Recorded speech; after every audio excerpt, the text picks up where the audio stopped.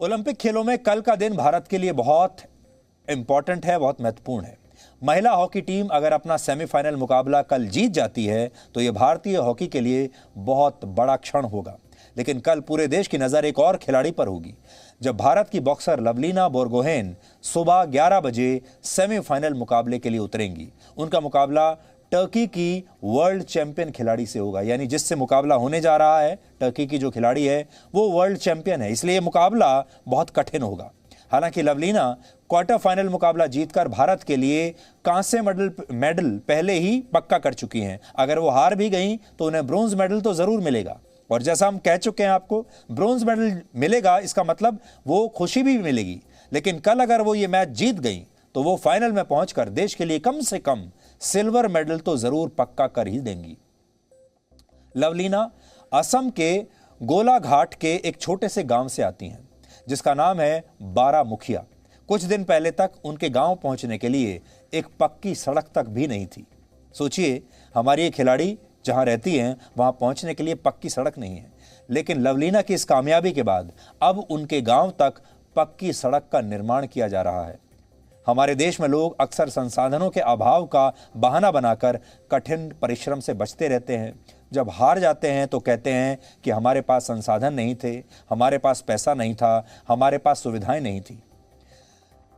और वो कहते हैं कि जब सुविधाएं नहीं हैं तो फिर वो कर क्या सकते हैं। लेकिन कई बार जब आप तमाम परेशानियों के बावजूद सफलता हासिल करते हैं तो संसाधन और सुविधाएं अपने आप आपके पीछे आने लगती हैं। और ऐसी ही कहानी लवलीना की है जो आज हम आपको दिखाना चाहते हैं। लवलीना निम्न मध्य वर्गीय परिवार से आती हैं और वो आज अपनी मेहनत के दम पर इस मुकाम पर पहुंची हैं। लवलीना की 2 बड़ी बहनें हैं और दोनों ही इस समय भारत की पैरामिलिट्री फोर्सेस में काम करती हैं और देश की सेवा कर रही हैं।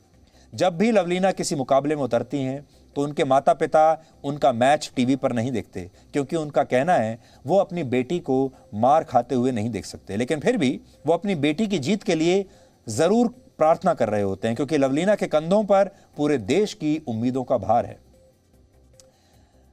तो आज हम लवलीना के घर से आपको एक बहुत ही स्पेशल रिपोर्ट दिखाना चाहते हैं। हमारी संवाददाता उनके घर पहुंची और आज के युवाओं को ये जो रिपोर्ट है जरूर देखनी चाहिए।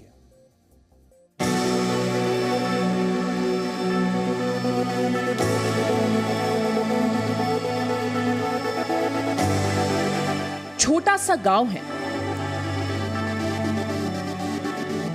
कुछ कच्चे पक्के मकान हैं, पक्की सड़क तक नहीं है।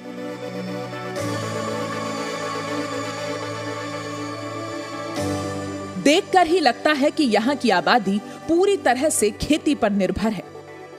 क्या कभी सोचा जा सकता था कि यहां से निकली एक 23 साल की लड़की पूरे देश का सिर गर्व से ऊंचा करेगी। यह असम के गोलाघाट का बारामुखिया गांव है, जिसने लवलीना जैसी चैंपियन बॉक्सर देश को दी है। असम के गोलाघाट जिले का बारामुखिया गांव, ये वही गांव है जहां पर लवलीना बोरगोहाइन का घर है। हम आपको गांव की तस्वीरें दिखाते हैं। ये देखिए, चारों ओर जो है खेतीबाड़ी की जाती है, कुछ चाय बागान भी है और गोलाघाट टाउन से ये बेहद दूर है और काफी इंटीरियर एक गांव है। और यहाँ कुल मिलाकर 12 परिवार रहते हैं। हम आपको घर दिखा रहे हैं जिससे आपको अंदाजा हो जाएगा कि लोग किस आर्थिक परिस्थिति में इस गांव में रहते हैं। करीब करीब 800 वोटर है इस पूरे गांव में और लोगों का प्राइमरी जो ऑक्यूपेशन है वो खेतीबाड़ी है।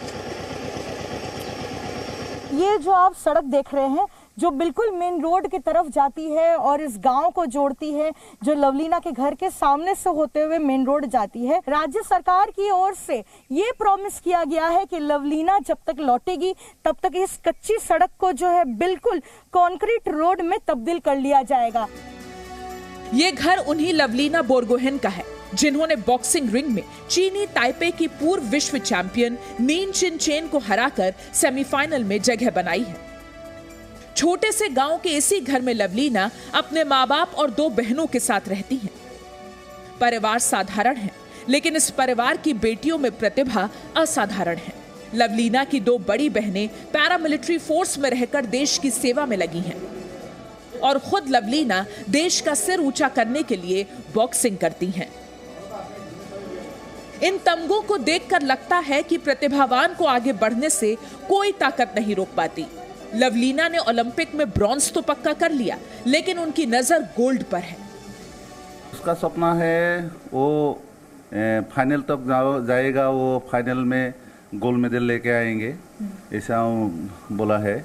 और हम लोग का माता पिता का तो बहुत खुशी है, क्योंकि जो सपना हम लोग का था अभी पूरा हो गया।